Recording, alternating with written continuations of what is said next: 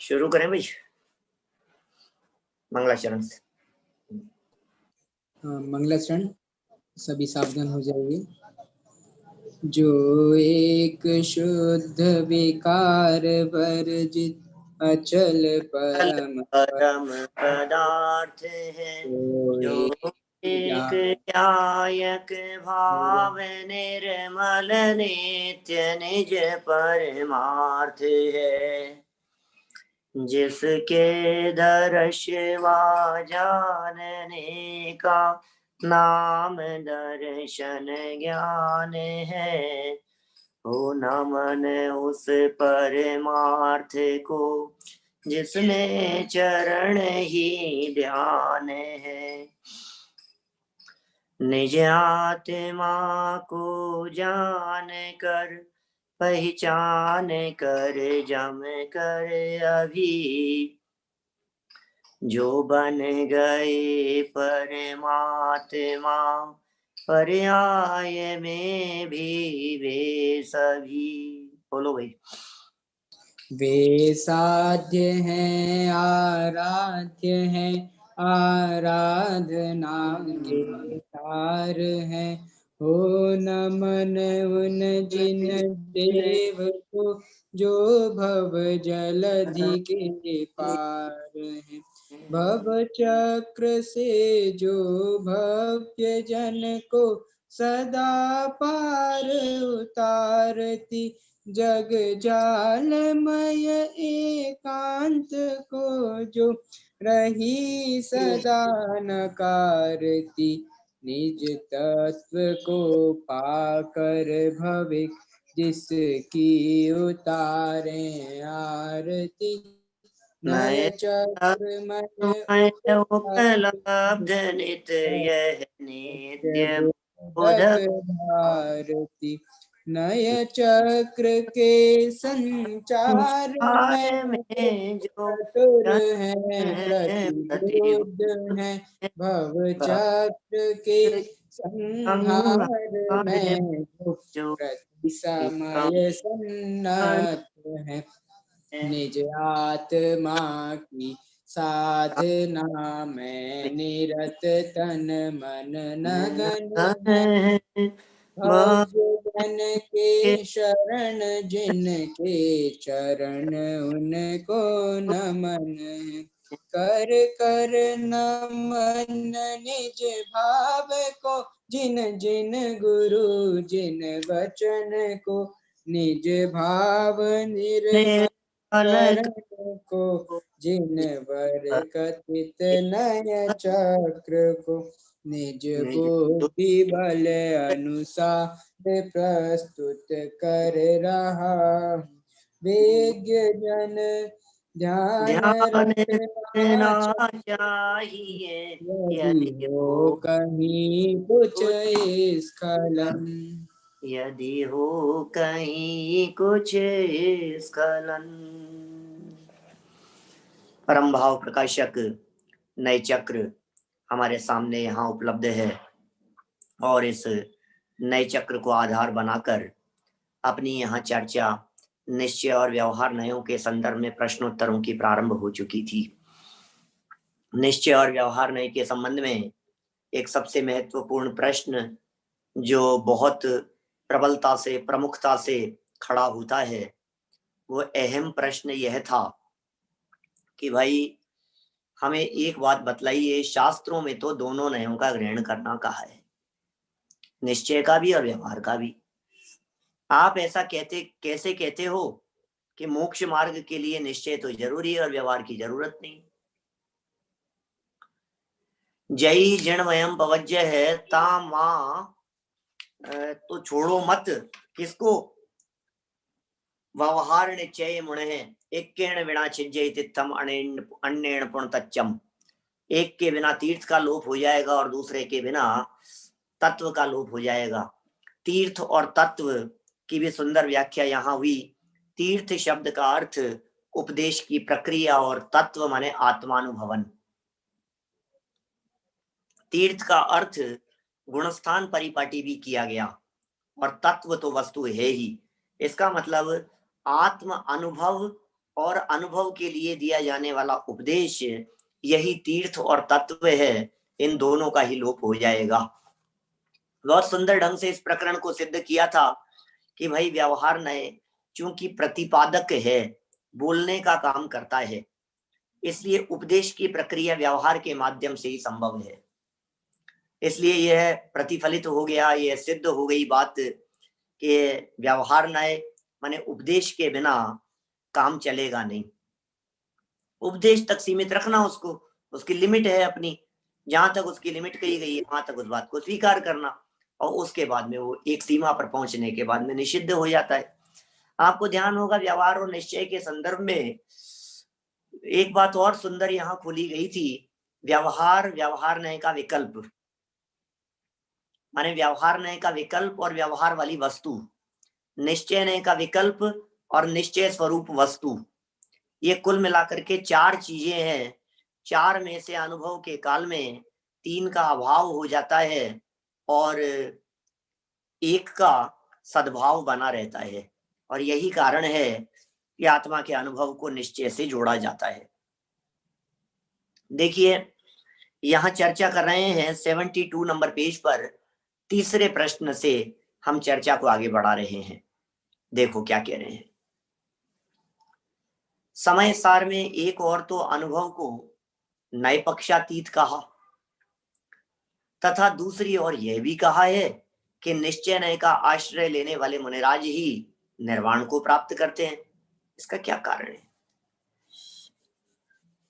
ये प्रश्न उठाया है समय सार की 272 नंबर गाथा से। कितना सुंदर प्रश्न है और कितनी सटीक बात हमारे को यहाँ ख्याल में आ रही है। भैया बात तो बिल्कुल सच्ची है, हमें आप इस बात का जवाब दे दीजिए कि निश्चय नय को अनुभव से कैसे जोड़ा जा सकता है। आप ये बात बतला दीजिए कि अनुभव जब नयातीत होता है, अनुभव जब विकल्पातीत होता है, अनुभव में जब नए नाम की चीज ही नहीं होती है, तो फिर ये निश्चय नय का आश्रय, निश्चय नय संबंधी विकल्प, ये बात तो कुछ जची नहीं रही है हमारे को। तो इस बात को बड़े अच्छे ढंग से समझा रहे हैं। देखिए जरा,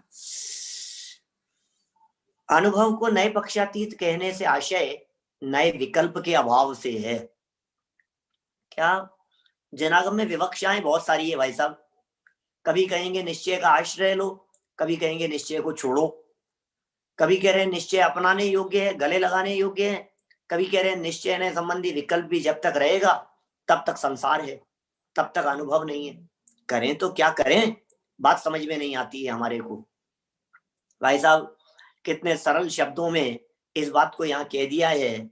नए पक्षातीत कहने का आशय क्या है बोलो? नए पक्षातीत, अरे बड़े सुंदर विवक्षा और सुंदर चर्चा है। नए पक्षातीत होना है, नए पक्ष जिसको नहीं होगा वो नए पक्षातीत कैसे होगा? विकल्प जिसे नहीं होगा वो विकल्पातीत कैसे होगा? सोचिए जरा। तो समय सार में एक और तो अनुभव को नए पक्षातीत कहा है, तथा दूसरी ओर यह भी कहा है कि निश्चय नय का आश्रय लेने वाले मुनिराज ही निर्वाण को प्राप्त करते हैं। बात क्या है, मर्म क्या है इस चर्चा के पीछे? तो मर्म बतला रहे हैं कि अनुभव को नए पक्षातीत कहने का आशय है नए संबंधी विकल्प के अभाव से। नए पक्षातीत अर्थात विकल्पातीत, नए विकल्पों से पार। किंतु जहां निश्चय नय के आश्रय से अनुभव होता है यह कहा हो, वहां निश्चय नय का अर्थ निश्चय नय के विषयभूत अर्थ लेना चाहिए। मैं समझता हूं पिछले दिनों में जो हमारी चर्चा हुई है उससे काफी कुछ बात स्पष्ट हो गई होगी। भाई साहब यहाँ 2 जगह पर निश्चय शब्द का प्रयोग है। सारे जिनागम में कंफ्यूजन का कारण ही यही है। क्या चाहिए जी साहब? कंफ्यूजन का कारण ही एकमात्र यही है कि भैया निश्चय नय संबंधी विकल्प और निश्चय नय का विषयभूत पदार्थ, निश्चय नय संबंधी विकल्प और निश्चय नय संबंधी पदार्थ। देखिए पहले ये 2 लाइनें और पढ़ देता हूं, 3 लाइन। आशय यह है कि अनुभव में निश्चय नय के विषयभूत शुद्धात्मा का आश्रय तो रहता है। क्या कहा? अनुभव के काल में निश्चय नय के विषयभूत अर्थ का आश्रय तो रहता है क्या? स्क्रीन पर से चला गया, शायद वे डिस्कनेक्ट हो गए होंगे, नेटवर्क का भी इश्यू रहता है जगह जगह, कोई बात नहीं। पर मैं शुद्ध हूं इस प्रकार का निश्चय नय संबंधी विकल्प नहीं रहता क्या? निश्चय नय संबंधी वस्तु और निश्चय नय संबंधी विकल्प। देखिए, मैं ऐसा भी कह सकता हूं आपसे, क्या छोड़ना है? जब कभी निश्चय को छोड़ने की बात आवे तो क्या समझना, और जब निश्चय को ग्रहण करने की बात आवे तो क्या समझना। जिनागम में दोनों ही बातें मिलेगी। सचिन भाई लोहाड़िया जी, देखो क्या कह रहे हैं, ये कह रहे हैं निश्चय को छोड़ना। जिनागम में वाक्य पढ़ा हमने, देखो देखो लिखा है, साफ साफ लिखा है, निश्चय भी छोड़ना, निश्चय भी छोड़ना, निश्चय ने का विकल्प भी तोड़ना है। जब तक निश्चय ने का विकल्प रहेगा तब तक भी काम नहीं चलेगा। सच्ची बात है, हमें कोई ऐतराज नहीं है, आपकी बात 100% सही है, हम स्वीकार कर रहे हैं आपकी बात को। निश्चय नए संबंधी विकल्प को तोड़ना। और जब ऊपर जैसी लाइन कही, निश्चय नया सिदा पूर्ण मुनिनो पावंती निर्वाणम, निश्चय नय का आश्रय लेने से निर्वाण की प्राप्ति होती है, तो फिर क्या समझना?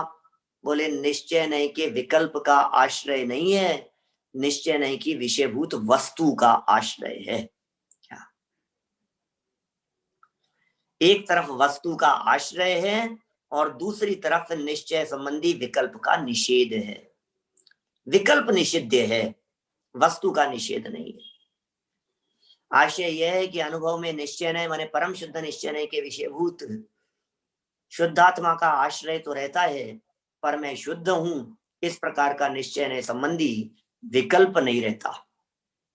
भाई साहब, क्या सुंदर चर्चाएं हैं? देखो नीचे 2 लाइनें और दी है इसी प्रश्न के जवाब में। यह तो पहले स्पष्ट किया ही जा चुका है कि निश्चय नय के 2 अर्थ होते हैं, एक निश्चय नय संबंधी विकल्प और दूसरा निश्चय नय का विषयभूत अर्थ।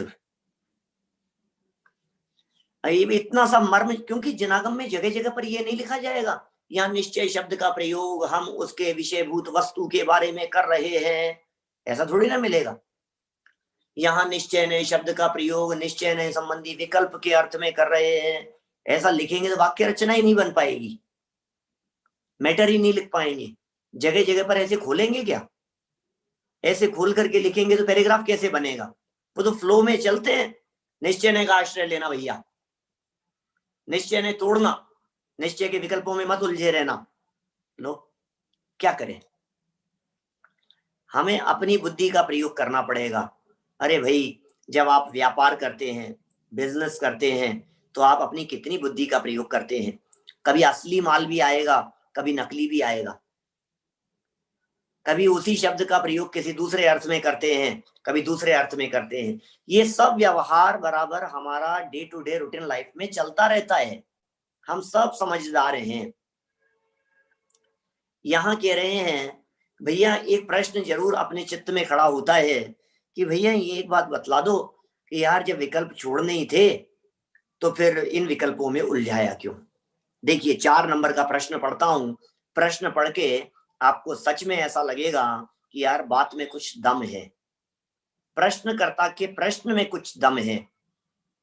देखिए, निश्चय व्यवहार के भेद प्रभेदों में जाने की क्या आवश्यकता है? यार प्रश्न कर रहा है, शिष्य की शंका है।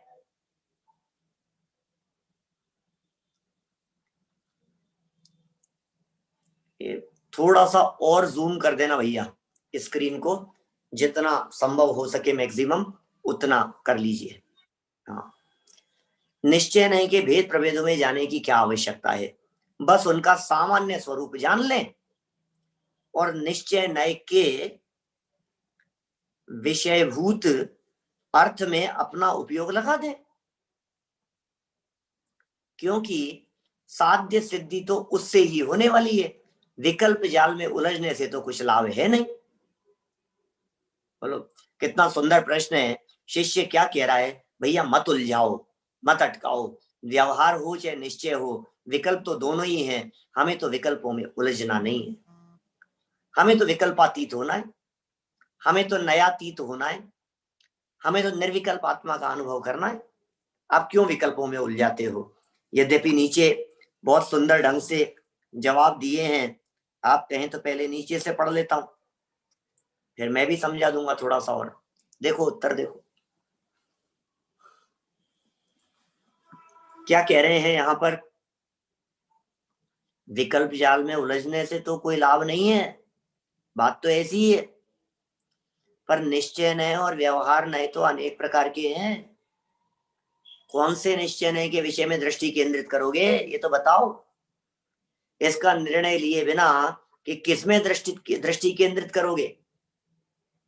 दूसरी बात यह भी तो है कि जिनवाणी में जिस वस्तु को एक प्रसंग में निश्चय नय का विषय बताया जाता है, उसी वस्तु को अन्य प्रसंग में व्यवहार नय का विषय कह देते हैं। इसका सौदाहरण विशेष स्पष्टीकरण निश्चय और व्यवहार के भेद प्रभेदों पर विचार करते समय विस्तार से करेंगे। करें क्या, प्रॉब्लम बहुत खड़ी हो जाएगी भाई साहब। जब तक आप निश्चय व्यवहार को समझेंगे नहीं ना, तब तक काम नहीं चलेगा।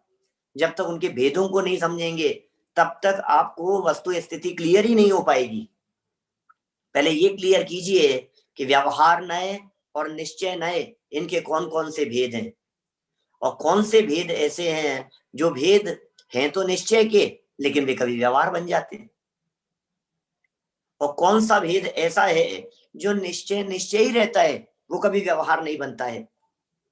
माने भेद प्रभेदों में जाए बिना ये बात क्लियर नहीं होती। क्या विकल्प जाल में उलझने से लाभ नहीं है, तुम्हारी बात तो बिल्कुल सच्ची है ना। अभी नीचे समझाएंगे, देखो आप। एक आध जगह तो दादा ने ऐसे भी प्रयोग किए हैं, नयों को तो विकल्प कहता है, और व्यापार रोजगार धंधे पानी की चर्चाओं में तुझे विकल्प नहीं नजर आता है। ऐसे ऐसे प्रयोग किए, बड़े सुंदर ढंग से प्यार से डांट लगाई है। निश्चय नहीं के भेद प्रभेदों को तो तू विकल्प कह करके पुकारता है, और नहीं नहीं विकल्प में उलझने से क्या लाभ है, हम तो कहाँ उलझेंगे, मत उलझाओ, विकल्प ही है, जंजाल ही है। तो तू ये बता, पहले तूने घर गृहस्थी संबंधी विकल्प तोड़ दिए हैं क्या? कि नहीं नहीं वो तो ठीक है, घर गृहस्थी तो। बिजनेस संबंधी छोड़ दिए हैं क्या? कि नहीं नहीं वो तो ठीक है। राजनीति संबंधी विकल्प तो नहीं आते हैं।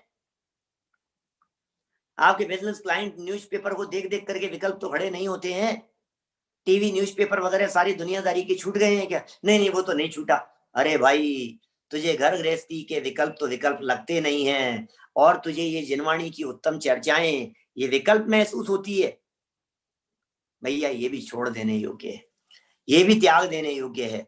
बात तेरी बिल्कुल सच्ची है, लेकिन एक लिमिट पर आने के बाद, एक मर्यादा के बाद, एक सीमा के बाद छोड़ने योग्य है। इस बात को दिमाग में सेट रखना, लेकिन अभी छोड़ना मत, अभी नहीं छोड़ देना इसको। नहीं तो कराते क्यों? अरे भाई करेंगे चर्चा, सुनो आगे क्या कह रहे हैं। देखो आगे करेंगे बात। इस प्रकार जिनवाणी में प्रयुक्त नय चक्र अत्यंत जटिल है, उसे गहराई से समझने के लिए उपयोग को थोड़ा सूक्ष्म बनाना होगा। विषय तो खतरनाक है, चर्चा तो बड़ी गंभीर है, सूक्ष्म है, जटिल है, थोड़ा सा उपयोग को सूक्ष्म बनाना होगा। और अरुचि दिखाकर पिंड छुड़ाने से काम नहीं चलेगा। जब आत्मानुभव प्राप्त करने के लिए कमर कसी है, तो थोड़ा सा पुरुषार्थ नए कथनों के मर्म के समझने में भी लगाइए। जटिल नए चक्र को समझे बिना जिनवाणी के अवगाहन करने में कठिनाई तो होगी ही, साथ ही पद पद पर शंकाएं भी उपस्थित होंगी, जिनका निराकरण नए विभाग के समझने पर ही संभव होगा। आप नए विभाग को समझे बिना जिनागम की गुत्थियां ही नहीं सुलझेगी, जिनागम के रहस्यों को ही आप नहीं समझ पाएंगे। आप जिनागम के रहस्यों को कैसे समझेंगे, बतलाइए, ये गुत्थियां कैसे सुलझेगी। समय सार की 26वीं गाथा में ध्यान होगी आप लोगों को। 26वीं गाथा, जब अप्रतिबुद्ध शिष्य देह के माध्यम से की जाने वाली तीर्थंकरों की स्तुतियों से आत्मा और देह की एकता संबंधी आशंका प्रकट करता है, समय सार 26वीं गाथा हमारे विद्यार्थियों ने तो अभी पढ़ी है। माने बहुत स्पष्ट शब्दों में जब तीर्थंकरों की स्तुति की गई, शरीर से स्तुति की गई, तो शिष्य ऐसा समझने लग गया, ऐसी आशंका व्यक्त करने लग गया कि शरीर और आत्मा तो एक ही है, एक ही मानना पड़ेगा भाई साहब, नहीं तो ये परम औदारिक शरीर अनंतों का कैसे कहोगे आप। देह आश्रित स्तुति है, समो शरण चतर चमर भामंडल वाले तीर्थंकर भगवान होते, कैसे काम चलेगा। बोले ये जो परम औदारिक शरीर, नेत्रों की पलकें नहीं झपकती है, शरीर की परछाई नहीं पड़ती है, नाखून और बाल तीर्थंकरों के बढ़ते नहीं है, ऐसी आशंका हो गई शिष्य को। तो आचार्य यही उत्तर देते हैं कि तू नए विभाग से अनभिज्ञ है, इसलिए ऐसी बात करता है। हम क्या बताएं भैया तुझे, तू नए नहीं समझता है क्या यार, है? उसकी शंका का समाधान भी नए विभाग समझा कर ही करते हैं, और अंत में कहते हैं नए विभाग के द्वारा, समझना क्या कह रहे हैं, 28 नंबर का कलश है, नए विभाग के द्वारा अच्छी तरह समझाए जाने पर भी ऐसा कौन मूर्ख होगा कि जिसको आत्मबोध नहीं होगा, अर्थात आत्मा का अनुभव नहीं होगा। नए विभाग से समझाए जाने पर योग्य पात्र को बोध की प्राप्ति होती है क्या। जब नए विभाग से समझाते हैं तो योग्य पात्र जीवों को बोध की प्राप्ति होती ही होती है। आपको मालूम है, इस 26वीं गाथा की आशंका के जवाब में आगे बढ़ते हुए 27वीं गाथा लिखी, जिसमें कहा शरीर और आत्मा एक है। ये व्यवहार नए का वचन है। निश्चय से शरीर और आत्मा एक नहीं होते। क्यों लिखा 27वीं गाथा में, क्यों की ऐसी चर्चा। देखो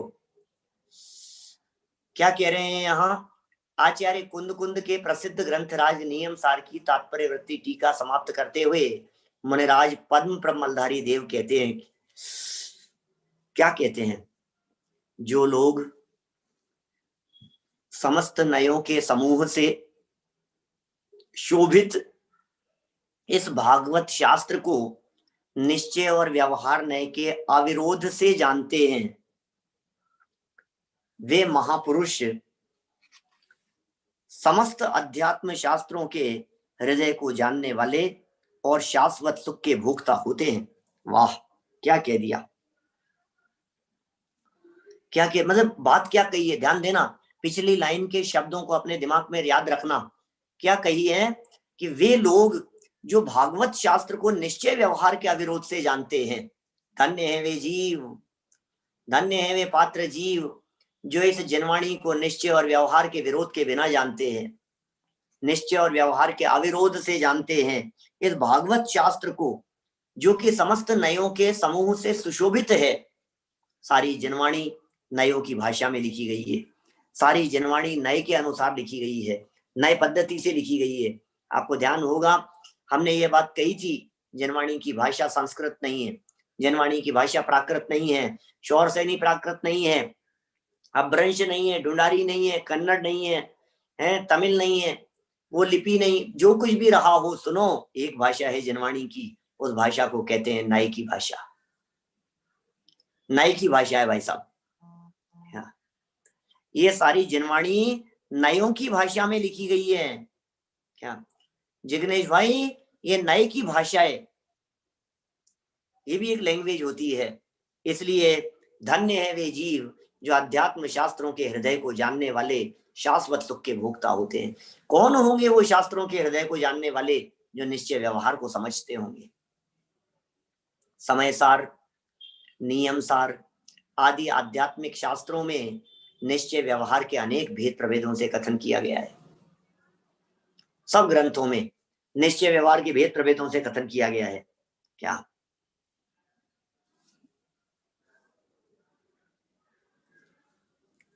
निश्चय व्यवहार के भेद प्रभेदों को जाने बिना इन आध्यात्मिक ग्रंथों के मर्म को पा लेना आसान नहीं है।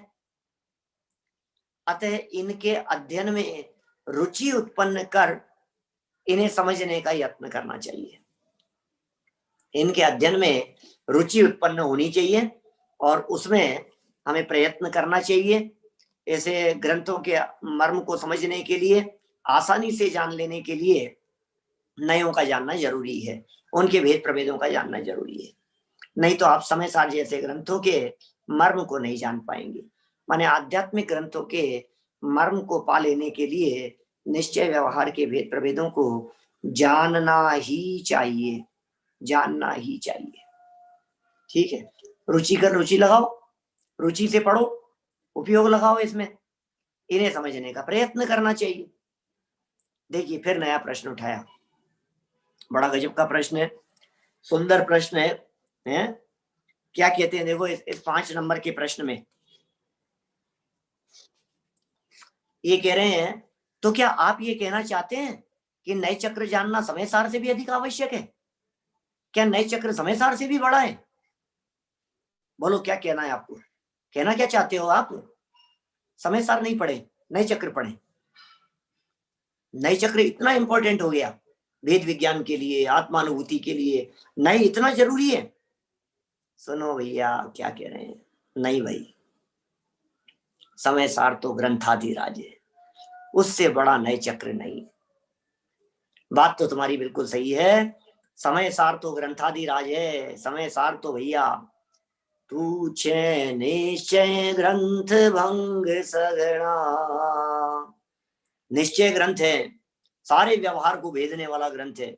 ग्रंथाधिराज तारामा भावो ब्रह्मांड ना भर्या, अरे भैया तू तो ग्रंथाधिराज है, समय सार तो सारे ब्रह्मांड का भाव इस समय सार में भरा हुआ है, उसकी तो बात ही क्या करें, उससे बड़ा नए चक्र नहीं है। नए चक्र का जानना समय सार से भी अधिक आवश्यक तो नहीं है, पर पेज नंबर 22 की वे पंक्तियां याद आनी चाहिए आपको। कौन सी? लवणम वेणम भणियम नैचक्कम शैल सप्त शुद्धिरम सम्मा वियसु मिच्छा जीवाणम सुनय मग्गरहियाणम, याद है? 22 पर थी क्या 28 पर थी, देख लेना। माने वो निश्चय और व्यवहार इन दोनों को जानना बहुत जरूरी है, क्योंकि नए पद्धति के बिना सच्चे शास्त्र भी झूठे हो जाते हैं। ओहो, नई पद्धति के बिना आप समय सार पढ़ करके भी आप अनर्थ कर बैठेंगे, आप उसका मर्म नहीं जानेंगे तो महा अनर्थ हो जाएगा। कितना सुंदर लिखते हैं यहाँ पर, समय सार का मर्म जानने के लिए नयों का स्वरूप जानना उपयोगी अवश्य है। समय सार ही क्या, समस्त जिनवाणी नयों की भाषा में निबद्ध है, अतः जिनवाणी के मर्म को जानने के लिए नयों का जानना आवश्यक ही नहीं, अनिवार्य है। इतना सरल कह दिया। देखो आचार्य अमृतचंद्र ने तो समय सार की प्रशंसा इदमेकम जगत चक्षुर अक्षयम और न खलु समय सारा उत्तरम किंचित अस्ति कहकर की है। उनका कहना यह है कि समय सार जगत का अक्षय चक्षु है। ओहो, क्या जगत चक्षु अक्षयम, जगत चक्षु अक्षयम, वाह, जगत का अक्षय चक्षु है, इससे बढ़कर कुछ भी नहीं है। न खलु समय सारात उत्तरम किंचित अस्ति, न खलु समय सारात, समय सारात पंचमी, समय सार से उत्तरम किंचित अस्ति, कुछ भी नहीं है समय सार से बढ़कर के। क्या तो प्रश्न पूछ रहे हैं हमारे श्रोता सामने, इसे भागवत शास्त्र नाम क्यों दिया? अरे भागवत माने मां, क्या कहेंगे उसे, सर्वोपरि भगवान की वाणी है, ऐसा ऐसा बतलाने के लिए। जनवाणी के लिए भी तो भागवत कहते हैं ना, भागवत भगवान से जो निकला हो वो भागवत। आप कहते हैं गंगा के लिए प्रयोग किया जाता है भागवत, गंगा चूंकि गंगोत्री से निकली है, ऐसा कहते हैं अन्य मतावलंबी कि भगवान शिव की जटा से निकली है, इसलिए वो भागवत कहलाती है गंगा। और ये जो जनवाणी है, ये जनवाणी को भागवत कह करके पुकार रहे हैं, भागवत शास्त्र कह करके पुकार रहे हैं, भगवान की वाणी होने से इसे भागवत कहा जा रहा है। देखिए अभी तो अपन ने नए पढ़े ही नहीं है, अभी तो नए चक्र तो अपन कल से शुरू करेंगे। वास्तव में तो निश्चय नय के भेद प्रभेदों की चर्चा शुरू करेंगे ना, निश्चय नय किसका नाम है, व्यवहार निश्चय नय के भेद कौन से हैं, कौन कौन से हैं, इन सब की चर्चा आगे बढ़ करके करेंगे अपन। समय सार से बढ़कर के कुछ भी नहीं है, ठीक है। नए चक्र इससे बढ़कर कैसे हो सकता है? क्या नए चक्र तो आचार्य कुंद कुंद के समय सारादि ग्रंथों का सार लेकर ही बनाया गया है।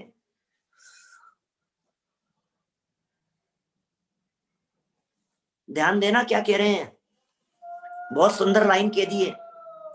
नए चक्र कैसे बनाया गया है? आचार्य कुंद कुंद स्वामी के समय सार, नियम सार, प्रवचन सार, ऐसे ग्रंथों का सार लेकर ही बनाया गया है। जैसा कि माइल्ड धवल ने ग्रंथ के आरंभ में ही लिखा है। उनका कथन मूलतः इस प्रकार है। क्या लिख रहे हैं माइल्ड धवल, क्या लिख रहे हैं बोलो? माइल्ड धवल स्वामी का कहना है, श्री कुंद कुंदाचार्य कृत शास्त्रात् सारार्थम परिगृह्य स्वपरोपकाराय द्रव्य स्वभाव प्रकाशक नए चक्रम, ऐसा लिखा है। अर्थ ख्याल में आया? श्री कुंद कुंदाचार्य कृत शास्त्र से सारभूत अर्थ को ग्रहण करके अपने और दूसरों के उपकार के लिए द्रव्य स्वभाव प्रकाशक नए चक्र नामक ग्रंथ लिख रहे हैं। ये द्रव्य स्वभाव प्रकाशक नए चक्र ग्रंथ अपने और दूसरों के उपकार के लिए है। कुंद कुंदाचार्य के द्वारा लिखे गए समय सार आदि शास्त्रों का सार लेकर के बनाया जा रहा है। बोलो, इससे ज्यादा और मार्मिक बात क्या हो सकती है? देखिए जरा क्या कहते हैं, अंतिम लाइन है इस पेज की। आचार्य देवसेन ने तो अपने नए चक्र का आरंभ ही समय सार की गाथाओं से किया है। देखिए पहले नयों के बारे में, नए चक्र ग्रंथों के बारे में थोड़ी सी बात सुन लीजिए। नयों के बारे में एक है माइल्ड धवल स्वामी द्वारा लिखा गया ग्रंथ जिसका नाम है द्रव्य स्वभाव प्रकाशक नए चक्र। जो लोग नोट करते हो वे जरूर थोड़ी सी जानकारी अपने दिमाग में स्थिर रखें। एक है परम भाव प्रकाशक नए चक्र। हम जिस पुस्तक को पढ़ रहे हैं ये डॉक्टर भारल्य जी द्वारा लिखी गई परम भाव प्रकाशक नए चक्र है। और जो प्राचीन नए चक्र मिलता है जिसे वृहद नए चक्र कहते हैं, बड़ा नए चक्र कहते हैं, उसका नाम है द्रव्य स्वभाव प्रकाशक नए चक्र। ये दिख रहा है ना आपको? ये द्रव्य स्वभाव प्रकाशक नए चक्र है जो आपको आपकी स्क्रीन पर दिखाई दे रहा है।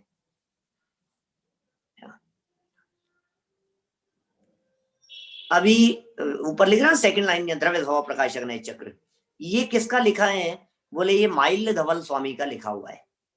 माइल्ड धवल नाम सुनते ही एकदम ऐसे लगने लगता है कि ये कोई फॉरेनर रहे होंगे। माइल्ड धवल ऐसे लगता है फॉरेनर जैसा। माइल है, माइल माइल, माइल नाम ही नाम दिखता है क्या अपने को? माइल्ड धवल नाम है इनका, ऐसा ही नाम है, कोई हो सकता है कोई ऐसे रहे हो। एक दूसरा नए चक्र उपलब्ध है जिसका नाम है श्रुत भवन दीपक नए चक्र। श्रुत भवन दीपक नए चक्र। क्या ये श्रुत भवन दीपक नए चक्र है? ये देवसेनाचार्य का लिखा हुआ है, आचार्य देवसेन। और आलाप पद्धति भी उन्हीं की लिखी है, लेकिन वो आलाप पद्धति में भी नयों के बहुत प्रकरण मिलते हैं तो कभी कभी उसकी चर्चा भी करते हैं। एक ग्रंथ के रेफरेंस कई जगह आएंगे आगे, उसका नाम है नए दर्पण। नए दर्पण, नए दर्पण के लेखक हैं क्षुल्लक जिनेन्द्र जी वर्णी। ये तो वर्तमान युगीन हुए हैं, वर्तमान युग के हुए हैं, माने हमारे बचपन में इनका देहावसान हुआ। क्षुल्लक जिनेन्द्र जी वर्णी, इनकी तो जो रचनाएं हैं बड़ी अद्भुत है। और उन रचनाओं में एक बहुत सुंदर रचना, इसका नाम है नए दर्पण। सारे नयों की चर्चा है इस नए दर्पण में। इनकी एक बहुत सुंदर रचना जो समाज में बहुत ज्यादा प्रसिद्ध है, समाज में जन सामान्य के बीच में, उसका नाम है शांति पथ प्रदर्शक। जन सामान्य में जैन समाज के अंदर बहुत सुंदर और प्रचलित प्रसिद्ध रचना है शांति पथ प्रदर्शक के नाम से। तो बहुत सुंदर है, हिंदी भाषा में है, सरल हिंदी है, लोगों को पढ़ने में बड़ा मजा आता है। ऐसी सुंदर रचना है शांति पथ प्रदर्शक। इनकी एक रचना है जो 5 भागों में प्रकाशित है और विद्वानों को बड़ी प्रिय है, उसका नाम है सिद्धांत कोश, जैनेन्द्र सिद्धांत कोश। क्या एक क्षुल्लक जैनेन्द्र वर्णी जी की रचना है। मेरा तो मन था इनके ऊपर पीएचडी करने का, सब काफी मेहनत भी की थी, सब तैयारी भी हुई, 25 साल पुरानी बात कह रहा हूँ सब तो सब, लेकिन वो हो नहीं सका कुछ भी। फिर पीएचडी हुई 3 लोक विषय के ऊपर। तो मैंने इनके संबंध में काफी जानकारियां ली थी। अपने जो सम्मेश शिखर जी जाते हैं तो जो ईसरी है ना, ईसरी में रुकते हैं, फिर आगे मधुबन की तरफ बढ़ते हैं। वो ईसरी में इन जिनेन्द्र जी वर्णी की समाधि हुई, ईसरी में। वहां इनके चरण भी बने हुए हैं क्षुल्लक जिनेन्द्र जी वर्णी के। और अपने ये जो विद्यासागर जी आचार्य श्री जो हैं, उनके संघ के अनेक मुनिराजों के साथ में रहकर इनकी संलेखना और समाधि हुई अंत में। जैसे ये अपने क्षमा सागर जी थे ना, क्षमा सागर जी तो बहुत उल्लेख करते थे, क्योंकि क्षमा सागर जी बहुत छोटे थे, क्योंकि 83 में इनकी समाधि हो गई थी क्षुल्लक जिनेन्द्र जी वर्णी की। अपने डॉक्टर राकेश जी है ना नागपुर वाले, ये भी कई बार जिनेन्द्र जी वर्णी जी से मिलने के लिए गए, क्योंकि दादा वही उसी समय में दादा अपना नए चक्र लिख रहे थे 82-83 के आसपास। और राकेश जी शास्त्री जो अपने नागपुर वाले हैं, वे अपने यहाँ जयपुर में उस समय पढ़ रहे थे, दादा के द्वारा नए चक्र लिखा जा रहा था। और जिनेन्द्र वर्णी जी का नए दर्पण बहुत पहले लिखा जा चुका था। तो कई बार कई विषयों पर चर्चा करने के लिए राकेश जी को दादा भेजते थे और वो वहां जाते थे, चर्चा करके आते थे वर्णी जी के साथ में। जिनेन्द्र जी वर्णी जी के नाम से 3 लोग बहुत प्रसिद्ध हुए हैं अपने दिगंबर जैन इतिहास में। इतिहास ही कहेंगे अब तो, और क्या कहेंगे, ऐतिहासिक पुरुषों के रूप में प्रसिद्ध हुए हैं ये सब। बड़े आध्यात्मिक व्यक्तित्व रहे तीनों। एक का नाम है गणेश प्रसाद जी वर्णी, बड़े वर्णी जी कहलाते हैं वो गणेश प्रसाद जी वर्णी तो वे वर्णी जी हैं जिन्होंने विद्वत परंपरा डाली। आज यदि गणेश प्रसाद जी वर्णी नहीं होते तो पूरे हिंदुस्तान में ये जैन विद्यालय नहीं होते। क्या माने, विद्वानों की परंपरा यदि उन किसी की देन है तो वो ये बड़े वर्णी जी गणेश प्रसाद जी वर्णी जी की देन है। दूसरे एक वर्णी जी हुए हैं जिनका नाम है मनोहर जी वर्णी, इनका दूसरा नाम है सहजानंद जी वर्णी। इनके भी प्रसिद्ध ग्रंथ समाज में चलते हैं, सुख यहाँ। क्या ये इसके 2 भाग हैं और बड़े समाज में बहुत चलते हैं, सुख यहाँ सुख यहाँ। इनकी एक रचना जो बहुत प्रसिद्ध है, जो सारे समाज में चलती है, उस रचना का नाम पता है क्या है? सहजानंदी नाम था इनका, दूसरा नाम मनोहर जी वर्णी का। ये जो बोलते हैं ना अपन, हूँ स्वतंत्र निश्चल निष्काम, ज्ञाता दृष्टा आत्म राम, मैं वह हूँ जो है भगवान, जो मैं हूँ वह है भगवान। ये रचना किसकी है? क्या निज को निज पर को पर जान, फिर दुख का नहीं लेश निदान। ये सारी गजब गजब की लाइनें हैं। ये किसकी रचना है? ये सहजानंद जी वर्णी की रचनाएं हैं, जिनका दूसरा नाम मनोहर जी वर्णी था। बड़े जबरदस्त विद्वान। और तीसरे विद्वान का तो मैंने आपको विस्तृत परिचय दिया ही, जिनेन्द्र जी वर्णी नए दर्पण के जो रचनाकार हैं। और भी इनकी कई रचनाएं हैं, कर्म सिद्धांत हैं, कर्म मीमांसा हैं, और इस तरह की सुंदर सुंदर रचनाएं हैं जिनेन्द्र जी वर्णी की। चलिए, मैंने नयों से संबंधित कुछ कृतियों का आपको यहाँ परिचय दिया। नीचे नाम आया है देवसेन आचार्य जो हैं। हाँ, नए दर्पण क्षुल्लक जिनेन्द्र जी वर्णी की रचना है। देखिए, आचार्य देवसेन ने तो अपने नए चक्र का प्रारंभ ही, शुरुआत ही, आरंभ ही समय सार की गाथाओं से किया है। निश्चय व्यवहार का स्वरूप बताने वाली 3 गाथाओं को देकर वे अपना नए चक्र आरंभ करते हुए लिखते हैं कि इन गाथाओं के भावार्थ पर विचार करते हैं। इस प्रकार पूरा ग्रंथ ही उन गाथाओं के विचार में समाप्त हो गया।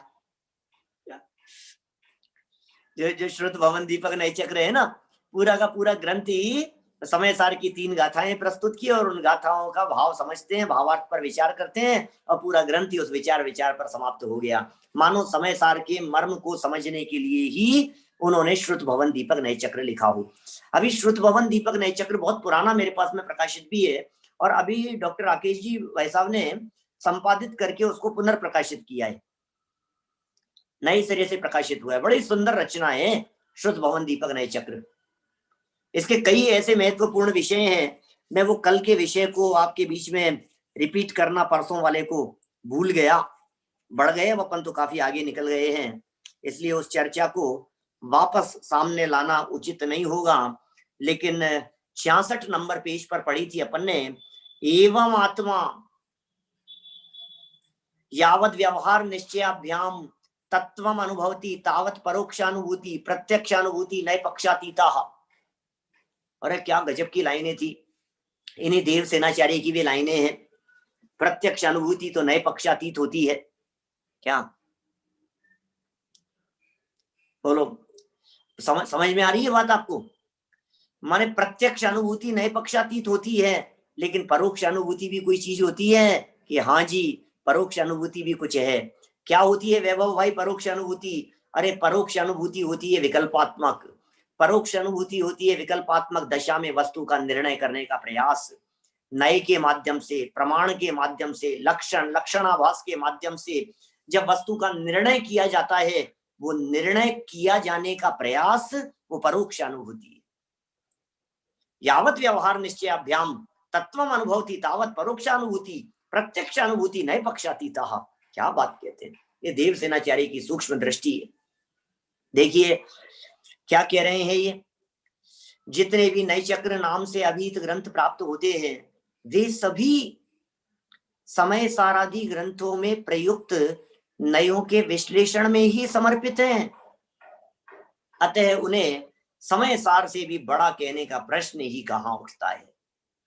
उनकी रचना तो समय सार जैसे गूढ़ ग्रंथों के रहस्योद्घाटन के लिए ही हुई है। इनकी रचना हुई किस लिए है? रहस्य उद्घाटन के लिए हुई है। समय सार जैसे ग्रंथों का रहस्य खुल करके सामने आए, समय सार जैसे ग्रंथों का रहस्य जन सामान्य समझे, इसके लिए इसकी रचना हुई है। देखिए वे तो समय सार रूपी महल के प्रवेश द्वार हैं। क्या ये ग्रंथ कौन से? नए चक्र ग्रंथ, श्रुत भवन दीपक नए चक्र, आलाप पद्धति, द्रव्य स्वभाव प्रकाशक नए चक्र, परम भाव प्रकाशक नए चक्र। अरे भैया ये तो क्या कह रहे हैं, समय सार तो महल है। ओ समय सार में तो जाकर के निवास करो। हमारे साधक आराधक आराधना करने वाले जीव उस समय सार में विश्राम करते हैं, समय सार में लीन हो जाते हैं। समय सार माने आत्मा, उस आत्मा रूपी महल में समय सार ग्रंथ भी है और समय सार शास्त्र भी है। क्या इसलिए हमें समय का भी ध्यान रखना है, समय सार का भी ध्यान रखना है। समय का भी ध्यान रखो, समय सार का भी ध्यान रखो और ध्यान रखते रखते, समय का ध्यान रखते रखते समय सार को पढ़कर समय सार में समा जाओ। क्या कहा? समय का ध्यान रखते हुए समय सार पढ़कर, समय सार माने ये आत्मा, संपूर्ण आत्मा समय सार। दादा ने उसमें अपने जो सीमंदर भगवान की पूजन की जयमाला है उसमें बड़ा समय सार समय सार समय सार की चर्चा की। तो ये सब तो सीढ़ियां हैं, वे तो पंथ है, पथिक के पाथेय हैं, प्राप्तव्य नहीं। प्राप्तव्य तो एकमात्र समय सार की विषय वस्तु समय सार रूपी शुद्धात्मा ही है। प्राप्त तो शुद्धात्मा को करना है। अनुभव तो शुद्ध आत्मा का करना है। ये नए तो मार्ग है, ये तो सीढ़ियां हैं, ये तो प्रवेश द्वार हैं। पहुंचना तो हमें शुद्ध आत्मा तक है, आत्मा तक पहुंचाने में सहयोगी हैं। इसलिए हम नए चक्र पढ़ रहे हैं। उलझाना कोई प्रयोजन नहीं है। अरे ये नयों की उलझन भी सुलझने के लिए ही है। ये सारी नयों की उलझन की चर्चा ये सब सुलझने के लिए ही है। देखिए समय सार आदि ग्रंथों में पग पग पर इस प्रकार के कथन आते हैं कि शुद्ध निश्चय से ऐसा है और अशुद्ध निश्चय से ऐसा। बोलो जगह जगह कथन आएंगे समय सार में, कदम कदम पे। शुद्ध निश्चय से ऐसा है, अशुद्ध निश्चय से ऐसा है। सद्भूत व्यवहार से ऐसा है, असद्भूत व्यवहार से ऐसा है। यह उपचरित कथन है और यह अनुपचरित। यदि आप निश्चय व्यवहार के भेद प्रभेदों को नहीं जानेंगे तो यह सब कैसे समझ पाएंगे? नहीं साहब समय सार पढ़ो साहब, समय सार पढ़ो साहब। पढ़ लेंगे कोई बात नहीं, लेकिन आप समझेंगे कैसे इसके मर्म को, ये तो बता दीजिए। समझ में आ रही है ना आपको? बीच में लाइन पढ़ी है अपन ने, 3 लाइनें। शुद्ध निश्चय, अशुद्ध निश्चय, सद्भूत व्यवहार, असद्भूत व्यवहार, उपचरित कथन, अनुपचरित कथन। अरे यार समझ में नहीं आ रहा है यार। एक ही निश्चय कहो ना यार, बार बार में ये निश्चय वो निश्चय, फिर एक देश शुद्ध निश्चय, फिर साक्षात शुद्ध निश्चय, फिर परम शुद्ध निश्चय। जाने क्या कहते हो यार, समझ में नहीं आता है। यदि आप निश्चय व्यवहार के भेद प्रभेदों को नहीं जानेंगे तो ये सब कैसे समझ सकेंगे? अतः हमारा अनुरोध है कि थोड़ा समय विषय कषायों के पोषण से निकालकर निश्चय व्यवहार के भेद प्रभेदों को समझने में लगाइए। थोड़ी सी उपदेशात्मक शैली का प्रयोग कर रहे हैं दादा। दादा तो दादा ही है, कर सकते हैं, उन्हें पूरा अधिकार है अपनी इस शैली का प्रयोग करने का। हमसे अनुरोध कर रहे हैं, विनम्र भाषा में अनुरोध कर रहे हैं। हमारा थोड़ा अनुरोध है भैया कि थोड़ा समय, थोड़ा टाइम विषय कषायों के पोषण से निकालकर निश्चय व्यवहार के भेद प्रभेदों को समझने में लगाइए। बहाना नहीं बनाइए क्या भैया, बहाना नहीं चलेगा बिल्कुल भी। क्या अब कोई बहाने का चक्कर नहीं है यहाँ। ये कह रहे हैं बहाना नहीं बनाइए, बुद्धि कम होने की बातें भी मत कीजिए। अरे यार मेरे तो बुद्धि नहीं है यार, मेरे तो समझ में नहीं आता है, क्या मेरे तो दिमाग के ऊपर से जाती है। अरे अरे नयों का चक्कर बड़ा बड़ा उलझन भरा हुआ है, क्या मैं नहीं समझ सकता, मैं नहीं समझ। अरे भाई बहाने मत बना, बहाने न बनाइए, बुद्धि कम होने की बातें भी मत कीजिए, क्योंकि दुनियादारी में तो आप बहुत चतुर हैं। दुनियादारी में तो आप ये कहते हैं मैं सब समझता हूं, मुझे बस समझाओ, मुझे सब पता है क्या करना है, कैसे चलाना है। एक बार तो पिताजी भी शोरूम पर आकर के कुछ समझाने लगे ना, तो नहीं नहीं पर कोई बात नहीं, मैं सब समझता हूँ। क्या मैं सब समझता हूँ, मुझे कुछ समझाने कहने की जरूरत नहीं है, मेरे सब समझ में आ रही है सब बात, आप तो अपना काम करो। हर व्यक्ति, छोटे छोटे से बच्चे मैं सब समझता हूँ ये अंदर से हुंकार भरते हैं। ये कह रहे हैं भैया दुनियादारी में तो आप बहुत चतुर हैं, कुतर्कों द्वारा इनके अध्ययन का निषेध भी मत कीजिए। हम आपसे समय सार का अध्ययन छोड़कर इसे पढ़ने की नहीं कह रहे हैं, हम तो दुनियादारी के गोरख धंधे से थोड़ा समय निकालकर इसके अध्ययन में लगने की प्रेरणा दे रहे हैं। आपने क्या सोच लिया है? हम आपको समय सार छुड़ा करके नए चक्र पढ़ा रहे हैं क्या?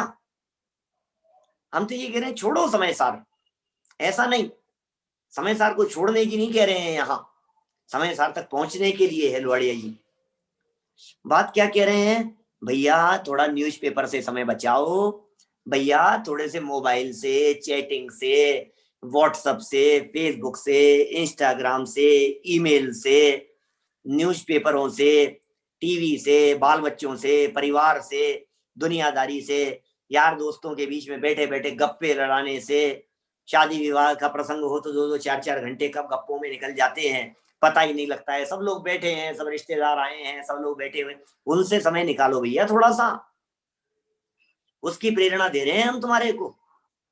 तुम ये जो बातें हैं इन बातों को समझने में अपने उपयोग को लगाओ, इनमें अपने समय की बर्बादी मत समझो।